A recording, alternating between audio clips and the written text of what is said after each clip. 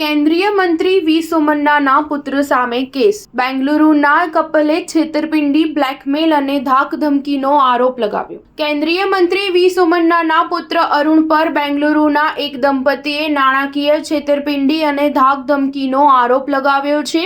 Event management company ચલાવતા દંપતીએ શુક્રવારે બેંગલુરુ પોલીસમાં અરુણ અને અન્ય 2 લોકો વિરુદ્ધ એફઆઈઆર નોંધાવી હતી. તેના પર છેતરપિંડી ઉપરાંત બ્લેકમેલિંગ, ઝપાઝપી અને જાનથી મારી નાખવાની ધમકી આપવાનો પણ આરોપ છે. અરુણ ઉપરાંત અન્ય 2 લોકોની ઓળખ દસરહલ્લીના રહેવાસી જીવનકુમાર અને હેબ્બલના રહેવાસી પ્રમોદ રાવ તરીકે થઈ છે. વી સોમન્નાએ વડાપ્રધાન મોદીની ત્રીજી કેબિનેટમાં જળશક્તિ અને રેલવે મંત્રાલયમાં રાજ્યમંત્રી તરીકે શપથ લીધા છે. અગાઉ 2021 થી 2023 સુધી તેઓ કર્ણાટકની બસવરાજ સરકારમાં ઇન્ફ્રાસ્ટ્રક્ચર ડેવલપમેન્ટ અને હાઉસિંગ પ્રધાન હતા. ફરિયાદ મુજબ તૃપ્તિ અને તેના પતિ માધવરાજ છેલ્લા 23 વર્ષથી ઇવેન્ટ મેનેજમેન્ટ કંપની ચલાવે છે. તે 2013માં એક સરકારી કાર્યક્રમમાં અરુણને મળી હતી. આ દંપતીએ અગાઉ અરુણની બહેન માટે જન્મદિવસની પાર્ટીનું આયોજન કર્યું હતું, જેની ખૂબ પ્રશંસા કરવામાં આવી હતી. દંપતીના